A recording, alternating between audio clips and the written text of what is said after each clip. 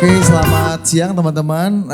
Selamat datang kembali di Safari 24 Total Politik. Oke. Ya, ini udah event ke-20 kita.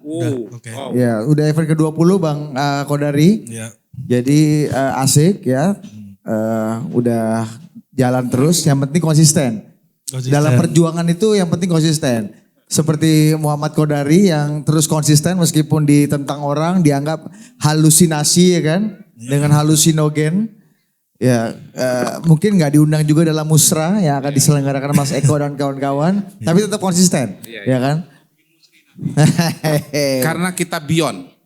Nah, itu dia tuh, beyondnya gimana dan apakah beyondnya itu masih relevan apa enggak? Nanti kita bahas isu-isu politik terkini lah ya dengan Bang Mehmet. Dan yang penting masih ada pendukung, ini kan masih hadir. Saya juga bawa pendukung itu. Mana? Waduh, tepuk tangan mana pendukungnya? Jokpro. Jokpro ini real ada orangnya. Ada real, bisa diwawancara, bisa ditanya namanya, alamatnya. Jokpro real Coba ya? sekarang, ini musrah mana relawannya, ada gak musrah? Nggak ada. Oh gitu ya? Nggak ada. Tuh ketawa tuh. Jadi lebih konkret dari Bang Muni dan juga Mas Eko ya dan kawan-kawan ya. Betul. Apa? Anda? Gua mau. Oh lagi teknis, oke. Oke, bersama kita sudah tadi pendukung Jokpro 2024 Bang Muhammad Kodari. Tepuk tangan untuk Bang Kodari. Ya. Gue pengen bilang dia mantan anggota Persepi kan gak enak ya kan. Coba Sebut aja faktual itu. yang sudah udah berapa lama lu nggak bikin survei Bang? Survei politik? Iya ada tapi nggak ke publik. Oh ada, Iya. ya. Masih jalan ya. Untuk ini. Untuk kepentingan gerakan aja. Konsumsi internal. Iya, man to man marking. Iya, untuk jaga-jaga kekuatan sendiri. Iya, ini man to man, kalau yang sebelah sana man to many. Iya. Karena musra itu dari satu orang Pak Jokowi untuk many. Iya. Para pendukungnya. Iya kan? Beliau ini apa atribusinya? Yang gua tahu beliau ini sejarawan menerangi negeri. Iya. Sebenarnya itu atribusi yang paling relevan, Bos. Tapi karena hari ini kita bicara mengenai apa sih sebenarnya nuansa dan preferensinya Pak Jokowi ini kan lama-lama makin banyak berubah. Saya mau tambahin, yang terpenting Mas Eko ini atribusinya banyak. Sejarawan, mantan ketua KPU, Iya, Solo, ya kan, komisaris PLN, mantan Tetapi deputi 4 kantor staf presiden. betul. Tapi yang terpenting pada forum hari ini adalah beliau orang dekat Pak Jokowi. Ya, mata, mulut dan telinga Jokowi, Pak. Ya, semenjak Solo. Kalau ada yang namanya geng Solo, ini ya kan, inilah dia orangnya. Oh gitu. Inilah orangnya geng Solo. Mitosnya ini. Ya, kalau belum pernah ada lihat siapa yang namanya geng Solo itu orang salah satunya namanya Eko Sulistyo. Wah, jadi ini sahih ya. Sahih ya. Saya Karena saya mungkin banyak melihatnya sebagai seorang penulis. Jadi untuk gerakan-gerakan politik ini kayaknya minor sekali saya ini. Jadi ini Ini hobi ya? Ini ekstrakurikuler. Ekstrakurikuler. Main Kalau course-nya ketemu dengan Kodari yang sekarang udah menjadi praktisi ya? Enggak ya? Aktivis pro dan sebagainya ya. Mungkin kalau pengetahuan saya tentang politik praktis. Mas, mikrofonnya diganti Mas. Itu pakai depan Mas Eko tuh. Ganti itu Mas Eko. Ya, yang situ belum bayar listrik yang ini nih. Kalau pengetahuan saya tentang politik praktis agak sedikit minim, ya dimaafkan. Itu gaya Solo. Gaya Solo. Apa gimana? Coba menjelaskan. Gaya Solo itu cara merendahkan diri meninggikan mutu. Ada juga yang meninggikan diri merendahkan mutu. Ada juga. Tuh. Kalau beliau merendahkan diri meninggikan mutu. Ya. Dan sebetulnya beliau ini adalah generasi atau kelompok Solo itu salah satu cirinya itu adalah low profile. Low profile, high profit. Gak kelihatan pergerakannya, tetapi sungguhnya sangat bermakna dan sangat penting. Dan sampai akhir gak akan kelihatan. Gak kelihatan. Sangat. Ini udah agak offside nih Mas Eko sebenarnya. Biasa harusnya di belakang panggung betul gitu ya. Ini Solo yang agak ke Batak-Batakan. Iya. Solo Banyumas Mas. Solo Banyumas ya. Oke, kita mulai dari Bang Kodari dulu tadi udah bilang mengenai Solo. Nah, Pak Jokowi ini kan artinya berpolitik berperilaku itu dengan cara Solo. Iya. Memberikan gestur, memberikan pilihan, memberikan movement politik itu dengan cara Solo. Iya. Cara Solo apa yang ditujukan Pak Jokowi ini jelang-jelang penentuan ini Bang? Beberapa waktu belakangan. Kemarin kan kita sebut Setelah Rakernas Projo, Pak Jokowi bilang apa? Yang ketiga. Yang ketiga. Iya. Masih itu aja tema kita. Iya masih ya kan. Mungkin orangnya ada di sini. Iya. Kemudian muncullah nama Pak Ganjar. Betul. Kemarin tiba-tiba Bang Muni bilang Prabowo kayaknya yang paling mungkin katanya. Iya. Yang paling Jokowi. Yang paling Oke. Jokowi. Ya coba kasih dulu. Pertama begini, Membaca kalau dalam soloisme komunikasi itu kan ada komunikator ya yang melakukan komunikasi dan ada ya resipien ya yang menerima pesan-pesan komunikasi itu. Kan komunikasi itu kan mekanisme untuk menyampaikan pesan gitu. Nah, antara pesan yang disampaikan oleh si komunikator dengan resipien itu kadang bisa sama, kadang bisa beda gitu. Jadi yang tahu persis apa maknanya itu ya Pak Jokowi sendiri gitu. Bahkan dalam sastra itu kan ada istilah pengarang itu mati gitu. Karena begitu teks itu sudah dilahirkan oleh seorang penulis, ya seperti Mas Eko misalnya begitu, maka makna dari teks itu sebetulnya tergantung dari si pembaca gitu. Walaupun lebih spesifik lagi ini biasanya dikembangkan dalam konteks kritik sastra ya atau bacaan sastra. Jadi puisi misalnya, apa sih makna puisi? Gitu. Ya bagi orang yang berbeda mungkin maknanya berbeda.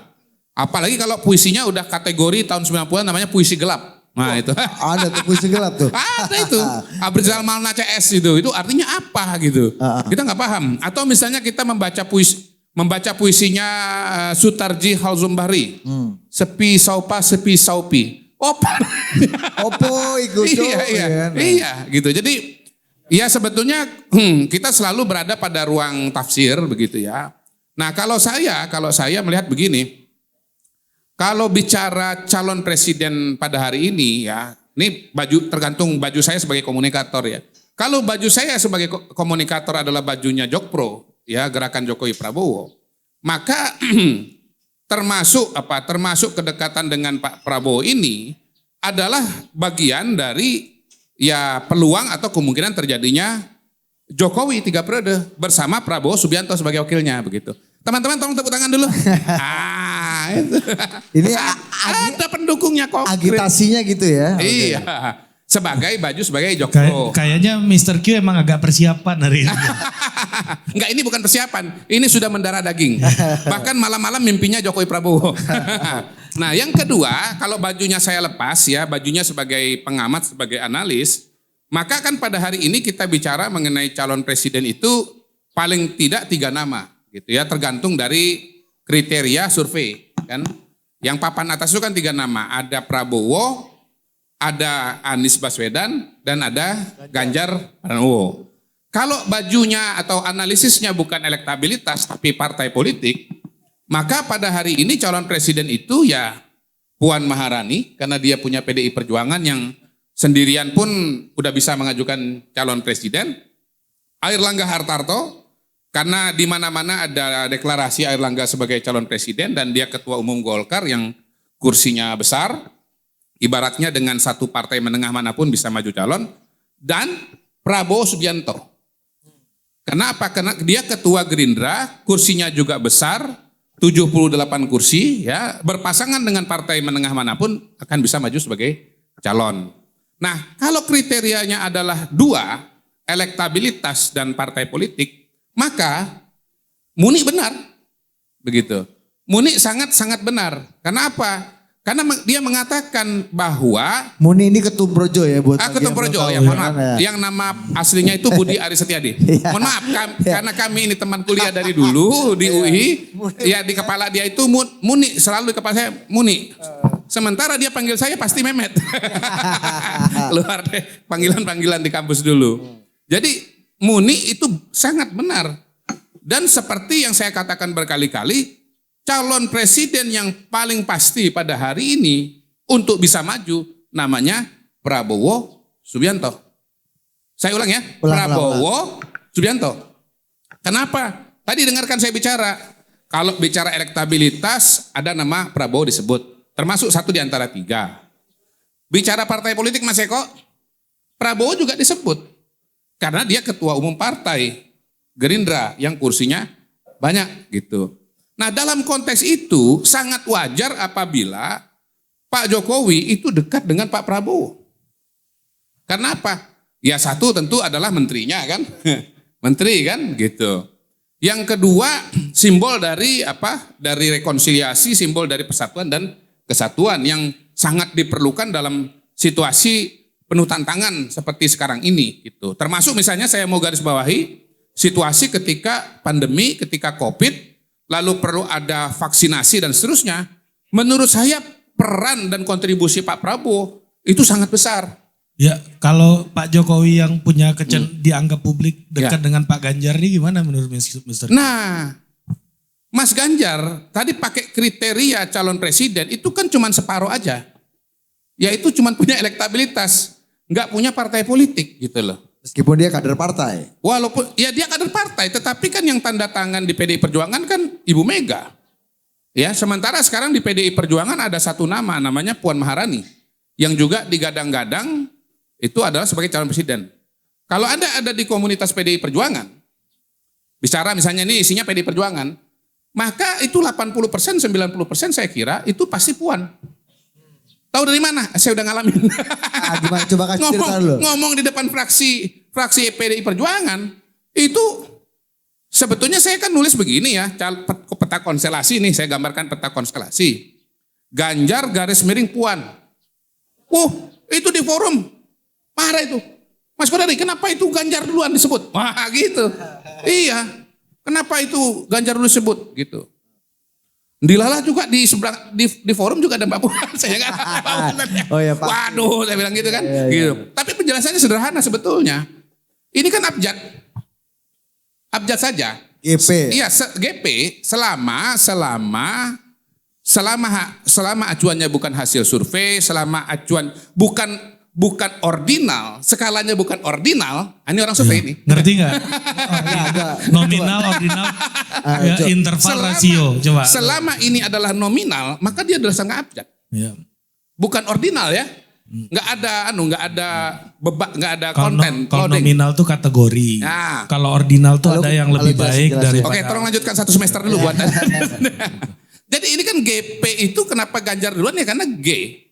Gitu. Kalau ada Budi calon presiden, misalnya B, Budi duluan gitu. Baru kemudian kalau Ari ya Ari duluan. Ari duluan. Gitu. Nominal ini nominal. Nah, kategori. Jadi anak survei. Jadi apa ya? Saya di forum itu saya merasakan getarannya itu ya Mbak Puan gitu loh. Jadi kalau suasananya adalah struktur PDI Perjuangan, itu Mbak Puan. Itu kan di fraksi. Tapi kalau kita lihat Kernas Projo misalnya yang katanya 70-80% orang Projo itu ya PDI Perjuangan juga. Tapi girohnya, nuansanya berbeda. Gimana Anda menjelaskan itu? Masalahnya kan pendaftaran calon presiden itu kan yang datang ke KPU kan bukan Projo. Tapi PDI Perjuangan gitu loh. Dengan segala hormat ya. Dengan segala hormat.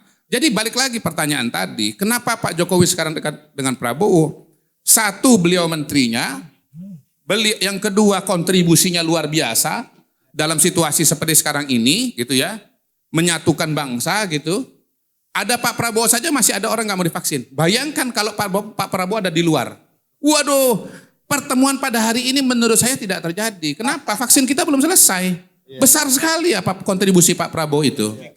Yang ketiga, saya rasa Pak Jokowi sangat nyaman dengan Pak Prabowo ya.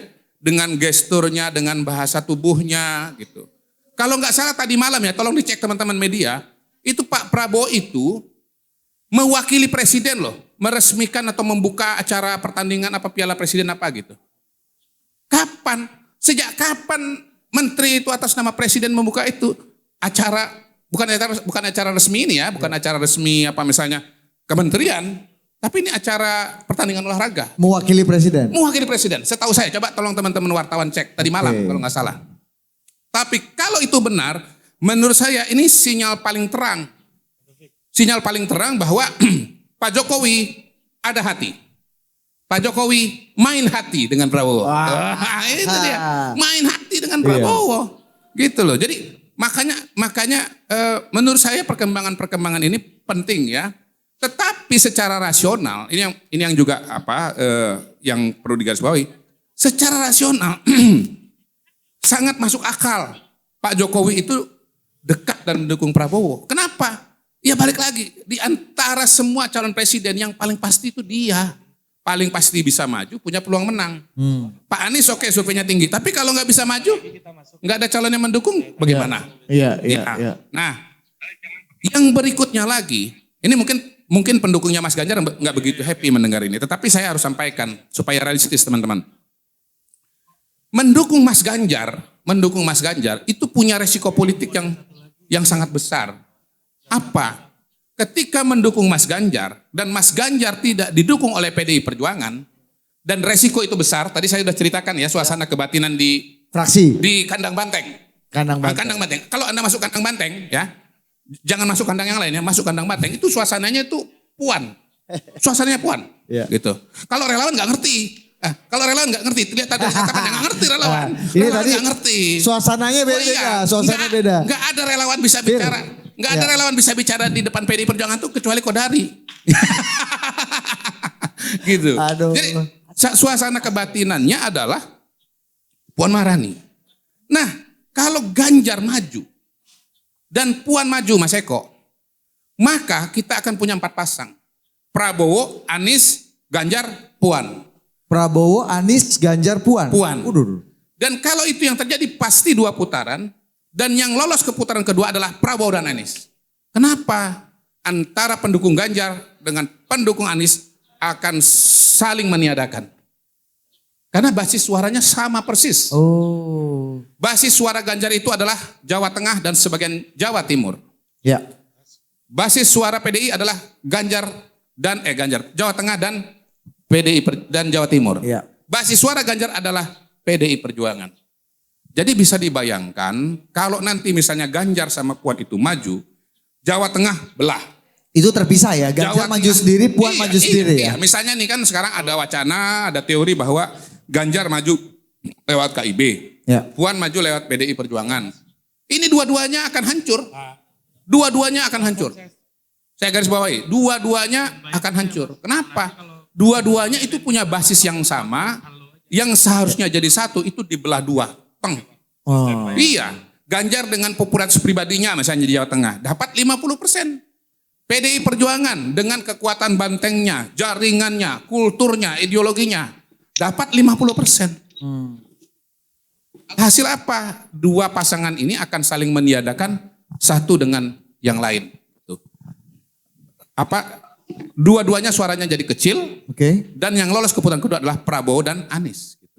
Kalau yang memperebutkan kolam suara yang sama. Kolam suara yang sama persis. Kenapa Ganjar itu bisa surveinya tinggi? Karena Pak Jokowi nggak bisa maju lagi, dianggap nggak bisa maju lagi. Suara Pak Jokowi dari mana? Dari Jawa Tengah, dari PDI Perjuangan. Gitu. Sehingga, nah ketika Pak Jokowi maju lewat PDI Perjuangan, semua itu menjadi satu. Popularitas pribadi Jokowi, kemudian kekuatan atau basisnya PDI Perjuangan itu menjadi satu. Nah, beliau ini dari Solo, mantan ketua KPU Solo. Iya, kandangnya kandang banteng. Kandang banteng. Iya, jadi kalau Jawa Tengah itu kandang banteng, ada sub kandang. Sub kandang namanya Solo Raya, ya tempatnya beliau ini. Gitu. Jadi saya kira beliau nanti insya Allah akan mengkonfirmasi analisa ini gitu. Ya, lepas dari nanti hasil apa namanya musyawarah rakyat gitu. Nah musrah ini sebetulnya tergantung dari metodologinya, tapi saya simpan dulu komen soal metodologi. Karena nanti, harus dengar dulu beliau kan begitu. Jadi pada hari ini yang paling logis buat Pak Jokowi, ya kalau saya Pak Jokowi paling logis itu mendukung calon presiden kalau dalam tanda kutip ada istilah mendukung, namanya Prabowo Subianto. Dari suara, dari kursi partai, elektabilitas pribadi, konstelasi politik, basis politik, yang paling mungkin maju ke putaran kedua adalah Prabowo Subianto. Artinya kalau misalnya Mbak Puan maju atau Mas Ganjar maju, berarti Pak Jokowi akan vis a vis dong, akan diametral dong dengan Ibu Mega, dengan PDI Perjuangan yang notabene partai sendiri. Enggak, gini. Pak Jokowi itu sebagai presiden akan dekat dengan semua partai politik, dengan semua calon presiden. Berarti nggak ada preferensi dengan satu. semua partai politik akan dekat semua. Nggak ada satu yang akan di-endorse. Saya ulang ya, semua dekat. Tapi kalimat belum selesai. Tetapi ada gradasinya. Itu dia. Ada gradasinya. Kalau gradasinya itu ya, itu ada 1 sampai 10 ya. Skala Mau pakai skala apa? Skala Likert atau skala? Nah, ini cuma survei lagi nih. Iya. Survei lagi nih pusing lagi nih. Nah, kalau 1 sampai 10, masing-masing ada skornya. Coba kita tes. Coba kita tes saja di ruangan ini. Mas Eko, menurut Mas Eko, kedekatan Jokowi dengan Ganjar skala 1 sampai 10 berapa? Berapa? Berapa? 10. Kedekatan ini lagi sampai ini lagi narasumber, jangan harus dilepas. Karena jarang bicara tadi ya. Di belakang. Low profile, high profile. Kedekatan Jokowi dengan Prabowo berapa nilainya? Ya 10. 10. Jokowi dengan Anies berapa nilainya? 9 lah. 9 ya. Oke. Harus dikasih spasi juga. Iya. Ya politisi begitu. Polisi tanpa apa begitu. Okay. Saya tanya sama Budi ini. Jokowi dengan Ganjar berapa nilainya 1 sampai 10? 9. 9. Jokowi dengan Tadi Prabowo. pagi CFD bareng. Jokowi dengan Prabowo berapa? 9 juga. 9. Jokowi dengan Anies berapa? 3. 3. Ya. Ini Kelihatan bedanya politisi bukan dengan wartawan ya? Iya, Oke. umum. Polos. Terakhir 1. Ya. Berapa nilainya 1 sampai 10? Jokowi dengan Ganjar? 8. 8. Jokowi dengan Prabowo? 7. 7. Jokowi dengan Anies? 5. 5. Kan?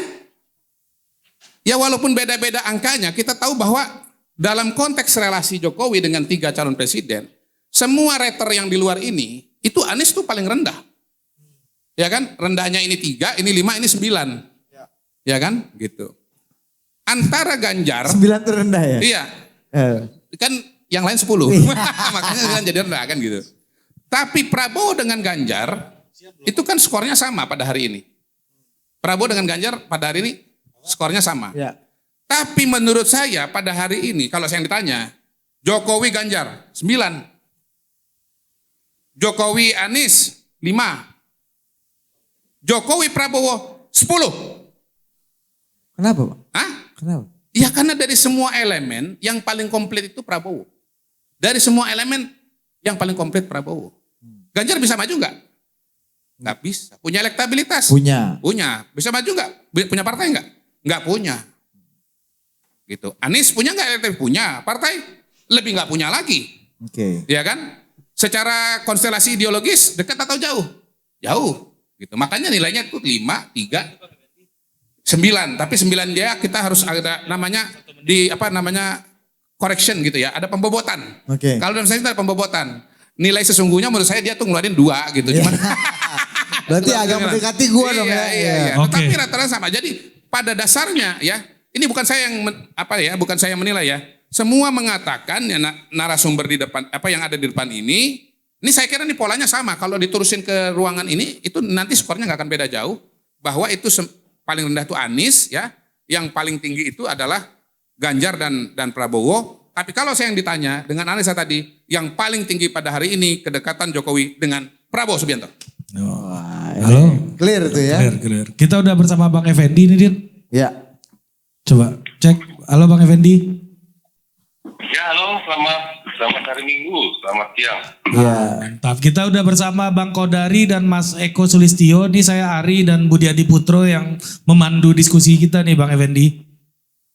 Ya, selamat siang Bapak-bapak semua. Ini langsung aja nih Din. Ya, gimana nih Bang Effendi? Ini barusan kita tadi menganalisa bahwa Pak Jokowi sekarang preferensinya bergerak bukan ke kader utamanya PD Perjuangan, Mbak Puan Maharani, ataupun kader yang elektabilitasnya tinggi tapi bukan utama di PD Perjuangan namanya Ganjar Pranowo lagi. Tapi ada orang yang kebetulan di luar orbit, di luar partai yang belakangan ini diafirmasi baik oleh relawan. Bang Kodari bilang dari 1 sampai 10 kemungkinannya paling ideal 10 katanya. Pak Jokowi akan mendukung Pak Prabowo. Nah, Bang Effendi gimana melihatnya Bang? Maksudnya pertanyaannya apa ya? Ya pertanyaannya sekarang ini preferensinya Pak Jokowi dianggap atau dilihat oleh publik semakin mendekat kepada Pak Prabowo. Oh, Nah gimana Bang Effendi melihatnya gimana Bang? ya ini kan kalau pemilunya besok kalau pemilu besok, tapi kan pemilunya masih 500 hari lagi. Kita sih kalau berdasarkan teori dan empiris ya, kira ya semua yang sudah 1 dan 2 periode biasanya itu akan semakin melemah begitu ya. Dan orang cenderung walaupun baik sekalipun karena konstitusi kita membatasi, biasanya orang mencari yang opositnya kan gitu. Jadi kalau orang terbiasa dengan figur A, ada titik jenuh setiap pemilih warga itu kemudian ingin yang ada yang baru, new hope begitu ya. Itu klasik, kira itu manusiawi sekali. Even though pemerintahan siapapun hampir sama seperti itu. Nah, saya sangat berharap akhir dari masa kepemimpinan Pak Jokowi ini akan terus membaik ya, sehingga akan memberi nilai suksesi kepada yang meneruskan, yang tentunya kami kan karena merasa penting karena Pak Jokowi kan kader PDI Perjuangan. Ya walaupun diklaim sana sini oleh kelompok manapun, tapi dia adalah kader PDI Perjuangan. Jadi kami sangat berharap sisa dari masa kepemimpinan Pak Jokowi ini betul-betul menanggalkan semua pernak-pernik dan ambisi-ambisi dan semua para pemain-pemain yang di sekitar beliau untuk di skip ya, dihilangkan secara total. Kenapa kan? Jangan kita anggap sederhana ya, walaupun situasi dunia ini menurut Pak Jokowi di setiap kesempatan dari kunjungan beliau selalu melaporkan keadaannya buruk dan bahkan tahun depan akan gelap gitu ya. Nah apapun orang nggak akan peduli itu karena dunia, itu karena Anda, kira-kira gitu loh.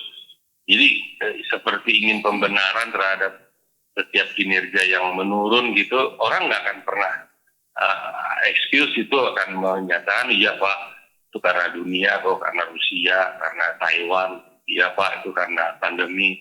Nggak akan ada, termasuk yang duduk sekarang di studio ini pun nggak akan pernah bilang begitu. Itu karena Anda. Nah oleh karenanya jangan lagi berandai-andai oleh karena ini, karena itu. Ya sudah, di sisa waktu yang masih cukup panjang ini, ada 500 hari mungkin sampai 14 Februari 2024. Gunakan untuk wake up, bangun, wujudkan Trisakti itu, wujudkan nawacita itu, wujudkan poros maritim itu, wujudkan janji-janji yang berbasis aliran Soekarnoisme itu. Nah ini kan yang jangan dianggap juga terlalu kita rendahkan gitu ya, janji-janji yang di RPJM itu ya.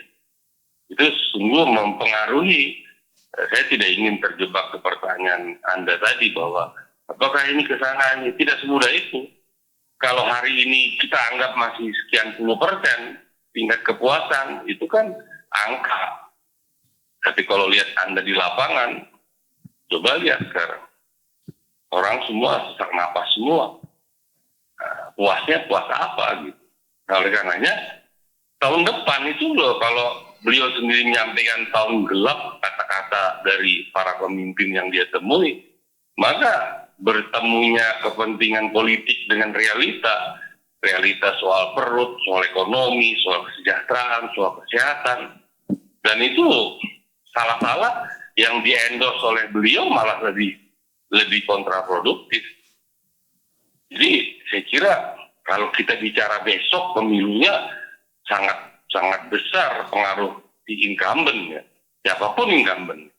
Siapapun, sama seperti Duterte mengendorse sebagai wakil ke Bongbong ke Filipina, itu kan berpengaruhnya kan langsung tinggi kekuatannya. Tapi kalau pengaruh melintasi masih setengah, ya hampir 4-6 bulan dan masuk ke 12 bulan full di tahun depan, kalau keadaannya tidak dibenahi sungguh-sungguh oleh Pak Joko Widodo ya, maka niscaya yang paling merasakan korban itu ya menurut saya PDI Perjuangan.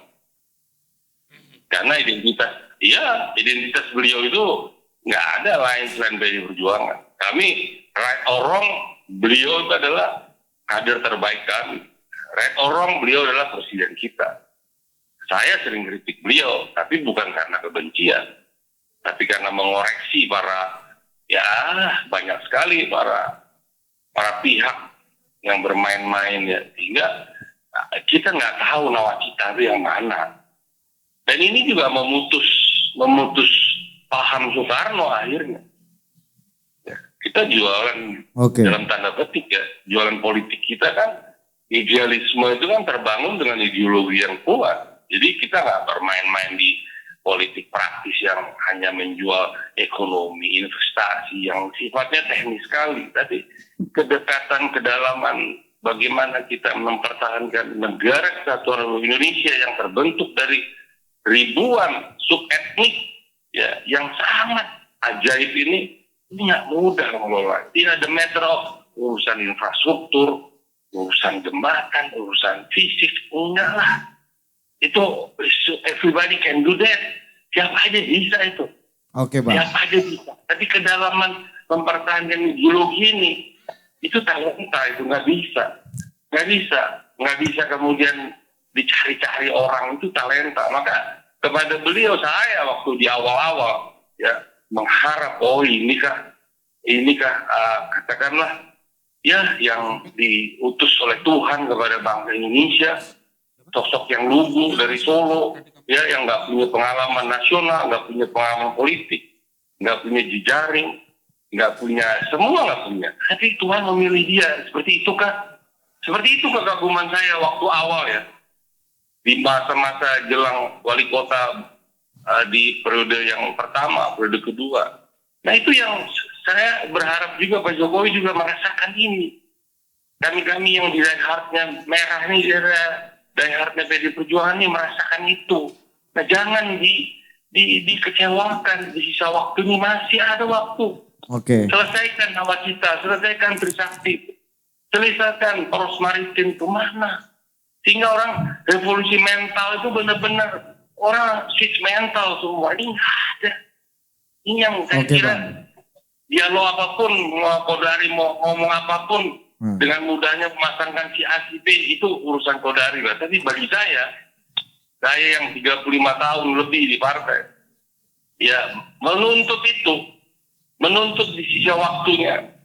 Ya kalau mumpun mau ditambah 3 tahun pun buat saya realistis, ya monggo aja. Sepanjang beliau dalam rangka menuntaskan ya kemantapan, kemapanan, ideologi. Karena tanpa itu Mas, kita tercabik-cabik semuanya. Berarti bisa ditambah 3 tahun nih Bang? Nggak mampu pertahanan TNI Polri kita menghadang ideologi yang masuknya bukan melalui kekuatan yang terbuka. Masuknya melalui endapan-endapan yang luar biasa. Dan ini sebenarnya yang saya masih melihat ya nilai positif Pak Jokowi. Beliau berani membubarkan ini, tegak ini. Itu salut saya kepada itu. Nah oleh karenanya mari dorong beliau untuk tegak. Bahkan kalau saya pribadi tambah 3 tahun pun saya masih setuju demi ya benar. Mantap. Jangan main-main, kita rapuh di dalam itu kalau tidak punya pemimpin yang kuat. Nah beliau saya lihat ada ya ketegaran beliau menantang arus itu yang saya membuat saya itu hormat, respect kepada sosok yang namanya Pak Jokowi. Tapi 3 tahun legitimasinya apa Bang? 3 tahun kalau ditambah 3 tahun nih Pak Jokowi Bang. Apanya maksudnya? Legitimasinya Bang, karena undang-undang apa? Legalitas. Ya. Legalitasnya, legitimasi itu dia legal sepanjang kita berkomitmen merubah undang-undang dasarnya. Kenapa? Semua Soekarno juga lebih 2 periode, Soeharto lebih 2 periode. Kalau kurang dari 1 periode 5 tahun boleh, perpanjangan juga saya kira nggak juga hal yang dilarang. Sepanjang kita 9 fraksi masuk ke rumah bersama DPD, kita satu ruangan di sidang umum, kita robah. Asalkan jujur ya, jangan karena ini karena pandemi, karena ini enggak. Dan ya terang, ya Pak Jokowi punya komitmen demi tegaknya bangsa ini. Kalau hanya tegaknya demi ini demi itu ya Tuhan juga pasti dengar lah Mas Kodari. Tuhan Bang. Sama seperti Tuhan mendengar ketika mau menurut saya ketika itu ya. Saya pada posisi, ini kah yang beliau kirim kepada rakyat Indonesia sebangun dengan jiwanya harapan kita. Waktu awal begitu loh. Ratu Adil ya Bang. Ya? Seperti Ratu Adil, mesianisme ya gini ya. Ya awalnya saya begitu waktu awal-awal beliau dari Solo gitu. Tapi kok semakin kesini kok gampang beliau. Banyaknya pemain-pemain halilintar kiri kanan, lintas darat segala macam. Banyaknya banyak sekali tengkulak jadi-jadian semua. Yang saya kira nggak akan bisa bertahan kalau sepanjang beliau tidak tegar ya. Nah ini ada waktu masih, ada kesempatan. Masih ada waktu ya Bang? Ya. Masih ada waktu ya untuk perpanjangan ya? Masih ada waktu. Beliau nggak perlu lah bermusra-musra itu nggak perlu. Mengeksklusifkan diri nggak perlu. Nggak perlu. Biarkan dia, PDI aja membiarkan dia milik bersama. Masa musra mau klaim miliknya mereka? Come on. PDI Perjuangan yang punya konstitusional, secara konstitusional, dan dia belong ke PDI Perjuangan pun, menurut saya ya, dengan hati yang hebat, ibu Ketua Umum, membiarkan dia dimiliki oleh semua pihak. Kadang dia pakai jaket kuning, kadang dia pakai jaket biru, kadang dia pakai jaket hijau, kadang dia bisa dihitung jari dia berapa kali dia pakai jaket merah. Loh iya, coba cek tuh 8 tahun ini, coba tanya tuh staffnya, coba cek. Jadi buat kami itu beyond dari itu yang kami butuhkan. Ketegaran beliau menjaga tegaknya ideologi itu yang lebih penting dari semua material-material yang ada itu. Oleh karenanya jangan dieksklusifkan, jangan dimusrahkan begitu seolah menjadi sudah itu orang ketinggalan, itu ciri-ciri kalian mau menuju mengarahkan ke jurang gitu. Mempersempit ruang kepemilikan terhadap beliau. Begitu kalian buat eksklusif, udah dia kehilangan marwahnya. Jadi musra ini, Jadi musra ini justru malah akan menjerumuskan Pak Jokowi. Jangan pernah bawa beliau ke arah yang eksklusif. Biarkan dia dimiliki oleh seluruh komponen bangsa. Even though yang tidak suka dia pasti ada respect. Musra ini, pasti. Berarti musra ini membawa Pak Jokowi ke jurang ini Bang? Ya, saya kan mengatakan sifat-sifat eksklusif itu ya dia against atau versus ke majority. Padahal dia sudah menjadi pemimpin yang disukai oleh majority, ya dicintai, dikagumi, dihormati, baik oleh kawan, oleh lawan. Kenapa kalian eksklusifkan ke kelompok kecil? Bagaimana menghitungnya relawan itu? Relawan yang hanya di komisaris itu ya paling cuma 1.000 orang. Mana sih daftar relawan itu? Mana sih KTA relawan? Itu kan kalau yang mau diklaim ya berarti yang berada di komisaris, di direksi yang jadi apa itu aja. Kenapa kalian perkecil? Kalau saran saya, biarkan beliau sudah menjadi legenda, menjadi aset bangsa ini, dicintai. Dia kemana aja dia datang? Sebut aja di seluruh Indonesia ini. Nggak ada daerah yang tertutup buat beliau. Sebut aja yang mana. Yang tidak memilih beliau pun silakan datang, pasti diulu-ulukan. Ya, Bang, artinya PDI Perjuangan, Pak Jokowi ini bisa menjadi milik bersama, bukan eksklusif milik PDI Perjuangan aja.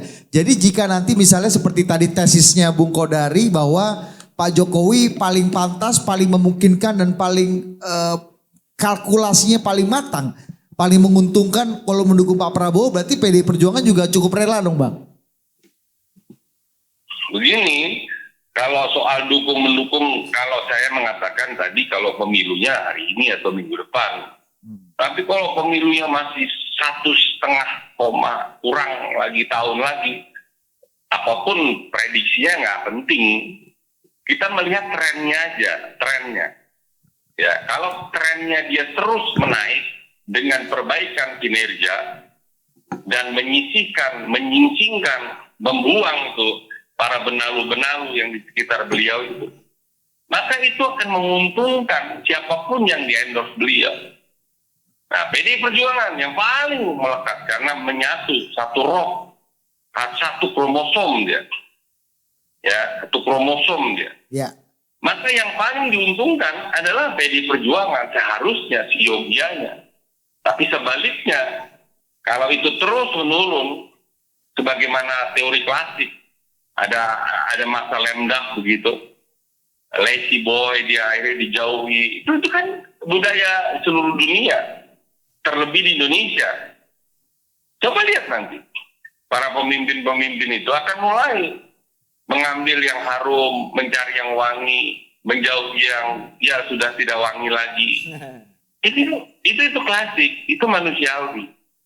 Nah, oleh karenanya kita prediksi hari ini pun nggak ada gunanya. Oke, Bang. Kalau message saya pentingnya adalah bagaimana di sisa waktu ini, apakah tetap sampai 14 Februari atau 20 atau tanggal 20 Oktober judiknya 2 periode atau even tambah 3 tahun. Bagi saya pribadi ya, bukan partai, saya tidak atas nama partai. Tapi kalau partai dia tanya kepada ketua umum ya. Tapi saya pribadi, saya akan endorse beliau. Kenapa? Karena jauh lebih mahal, lebih penting imaterial kita adalah tegaknya NKRI ini. Dan di beliau ada dan sudah dia lakukan sudah. Ini bukan tanpa turbulensi kepengurusan kepemimpinan 8 tahun ini. Turbulensinya luar biasa, tinggi sekali. Oke, Bang. Dan dibayar mahal oleh kita-kita ini. Nah, oleh karena jangan kemudian dikecilkan ke peran seolah-olah itu pilihnya relawan. Ya monggo lah relawan punya usaha dengan apapun. Tapi jangan bawa beliau ke kolam yang lebih kecil, yang dangkal. Akhirnya dijauhi oleh yang sudah merasa memiliki beliau selama ini. Oke, Bang. Oke, Bang. Bang Oke, Effendi, Bang Fendi, makasih banyak waktunya, Bang. Thank you, Bang. Selamat hari Minggu, Bang. Terima kasih Mas Kodari, Mas Eko, dan Mas Budi, Thank semua you, teman-teman. Effendi. Mohon maaf nggak bisa hadir. Ya, semoga next time bisa, Bang. Ya, Siap, terima kasih. Siap. Oke, Bang. Thank you, Bang. Oke, Bang. Ya. Terima kasih, Bang. Terima kasih. Terima kasih, Ya. Bang Effendi. Terima kasih. Merdeka. Menarik ini. Sebelum Mas Eko kasih komentar, coba Bang Kodari kasih komentar dulu nih. Iya, pada dasarnya sih saya ambil ujungnya aja bahwa beliau itu masih percaya bahwa Pak Jokowi itu sangat diperlukan ya pada hari ini. Walaupun mungkin dengan argumentasi yang berbeda dengan teman-teman Jokpro. Teman-teman Jokpro itu kan ada Pak Prabowo di sana karena kita mau menghilangkan polarisasi. Sementara kalau Bang Effendi tadi kelihatannya ya masih percaya dengan kepemimpinan Pak Jokowi yang diperlukan dalam kondisi yang sulit pada saat ini. Nah, kalau tidak ada amandemen, maka sesungguhnya gagasan perpanjangan masa jabatan itu sudah mati. Karena jadwal pemilu kita kan sudah diketok palu begitu. Tetapi beliau kan beda dengan Pak Luhut.